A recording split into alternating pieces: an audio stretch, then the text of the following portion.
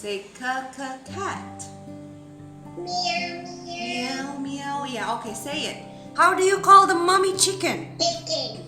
It's not a chicken. It's chicken. I know it's a chicken, so what's the mommy chicken called? This one. No.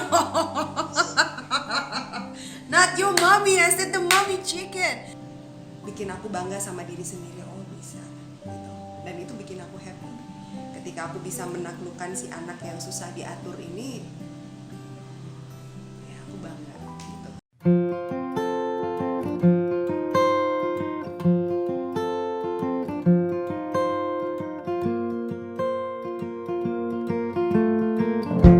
What's the first sound? Papa, papa.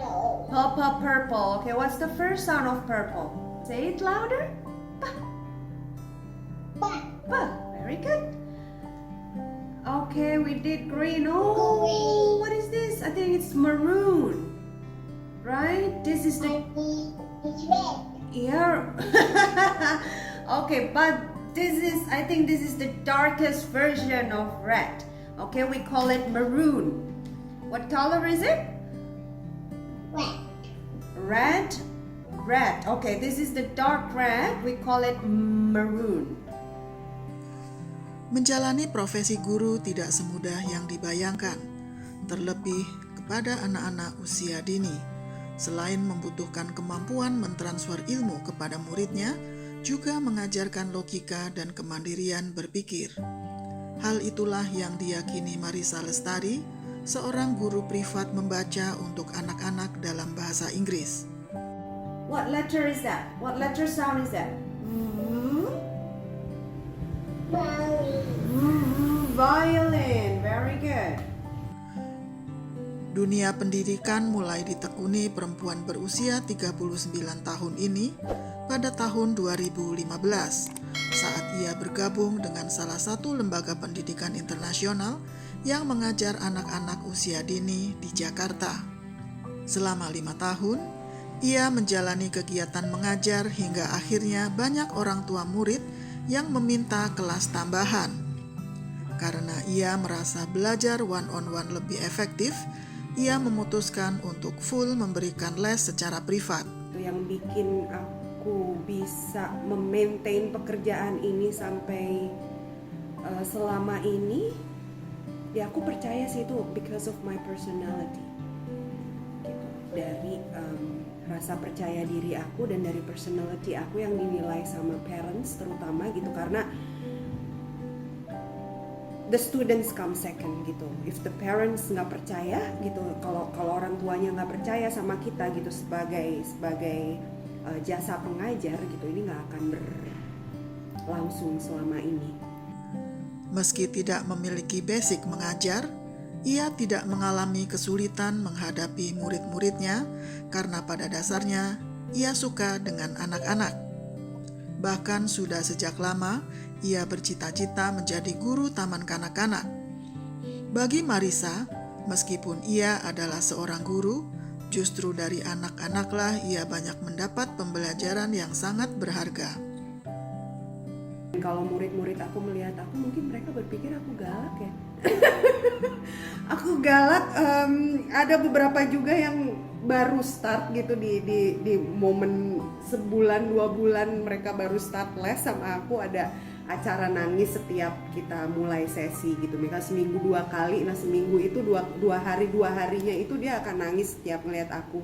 Itu cuman seiring waktu berjalan gitu dengan kepercayaan, alhamdulillah gitu, kepercayaan dari parents, aku bisa memaintain itu gitu, dan aku bisa memperbaiki hubunganku sama murid-muridku yang tadinya takut ini jadi friendly, yang sampai akhirnya mereka berpikir, oke, Miss Marisa marah hari ini, besok session berikutnya kayaknya dia fun nih gitu, jadi aku nggak perlu takut gitu. Marisa mengantongi ijazah diploma desain interior di universitas di Australia. Kemampuannya berbahasa Inggris juga bukan karena kursus atau sekolah, tetapi belajar secara otodidak karena 7 tahun bermukim di negara kanguru itu. Awalnya aku berpikir bahwa passionku itu di desain interior karena aku suka desain gitu, aku suka ngelihat furniture yang unik-unik gitu. Aku suka menata barang gitu. Aku suka rapi gitu. Mungkin awalnya tadinya aku suka desain interior, passionku di situ, makanya aku ambil sekolah di situ. Sebelum menjadi guru, Marisa pernah bekerja di bidang public relations sebuah sekolah swasta dan di salah satu hotel berbintang di Jakarta. Mengaku tidak menemukan passion saat menggeluti karirnya, ia mencoba melamar di lembaga pendidikan anak-anak internasional di Jakarta. Aku mikirnya I have nothing to lose. Aku mencoba, aku berikhtiar gitu. Ketika aku tidak mendapatkan pekerjaan itu, nggak kenapa-kenapa. Ketika aku mendapatkan pekerjaan itu, alhamdulillah gitu. Yaitu setelah aku discover passion aku sama anak-anak gitu, aku mau mencoba gitu. Dan aku percaya thoughts, ya pikiran aku dan rasa itu nggak mungkin bohong gitu. Ketika aku berbicara sama diri sendiri dan aku mendengarkan diri sendiri gitu, oh oke.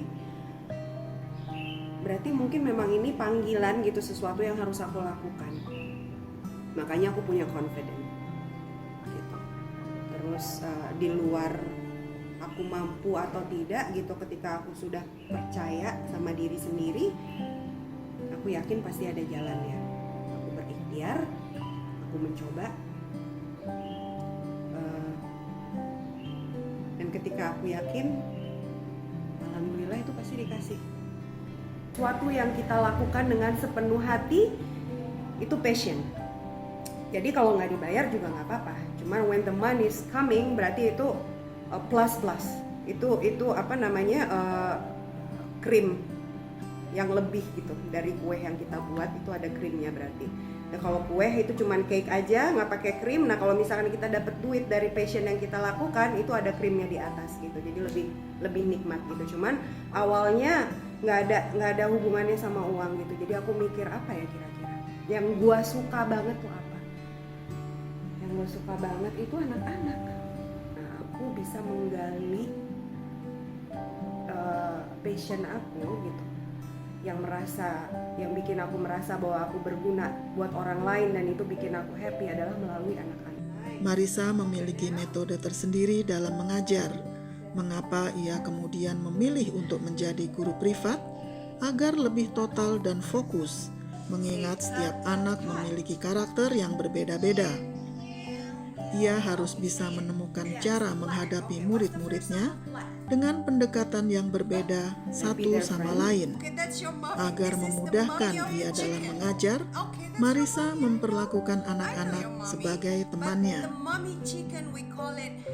Teman awalnya, karena itu jalan yang paling penting untuk kita bisa gain trust dari mereka. Mereka harus percaya dulu sama kita.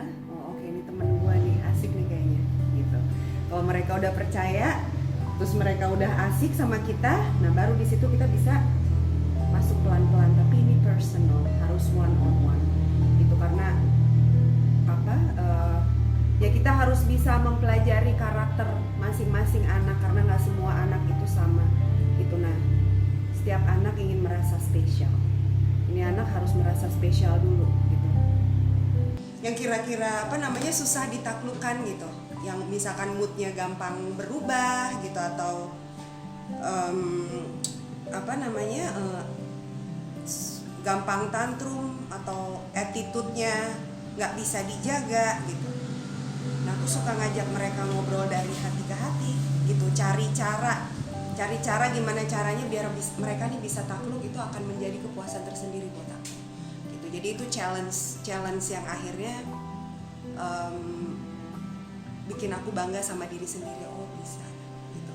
Dan itu bikin aku happy ketika aku bisa menaklukkan si anak yang susah diatur ini. Ya aku bangga gitu. Ya aku bisa bikin aku happy itu salah satunya. Itu challenging banget buat aku. Marisa mengatakan menjadi seorang guru harus dijalani dengan sepenuh hati. Baginya mengajar bukan hanya karena uang, tetapi lebih pada sebuah tanggung jawab untuk memberikan bekal ilmu kepada muridnya. Ia tidak jarang menolak untuk membuka kelas tambahan jika kuota murid yang sudah ada melebihi kemampuan. Sering berjalannya waktu gitu, dari mungkin waktu pertama si anak A nggak bisa baca, cuman bisa baca satu kata dengan 3 atau 4 huruf di dalamnya gitu, sampai akhirnya dia bisa baca long story, comprehension story gitu, tanya jawab gitu setelah baca cerita, terus ada questionsnya di situ yang harus mereka jawab, terus akhirnya mereka bisa ngerti grammar, sampai akhirnya aku kasih task yang ya sedikit di luar kemampuan anak seumur mereka lah gitu. Aku coba kasih soal-soal yang challenging buat mereka yang kira-kira bisa bikin aku oh ya tahu ini kayaknya dia udah mampu gitu. Nah itu juga terjadi dengan sendirinya tanpa planning. 2021 adalah tahun ke-6 bagi Marisa menjalani profesinya. Ibu satu anak ini telah menemukan dunianya dengan mengajar anak-anak. Baginya, murid-murid adalah penyemangat dan tempatnya belajar. Marisa mengatakan kedekatannya dengan murid-muridnya dan menyaksikan mereka tumbuh menjadi pribadi yang mandiri adalah bayaran termahal yang dia terima sebagai seorang pengajar. Gitu, karena anak-anak juga guru buat aku gitu, banyak yang bisa aku pelajarin dari situ. Gitu, jadi passion aku semua yang berhubungan dengan anak-anak. Itu aja, dan ini nggak ada hubungannya sama uang. Uang itu nomor 2 dari apa yang aku lakukan karena ini pekerjaan jasa gitu. Cuman main thing buat aku yang paling penting itu it makes me happy. Gitu. Itu jadi passion yang bikin aku bahagia itu apa? Itu anak-anak. Terima kasih sudah mengikuti video ini. Jangan lupa like, subscribe, dan share agar pesan positif video ini bisa sampai ke lebih banyak orang yang menyaksikan. Sampai jumpa di video inspirasi berikutnya.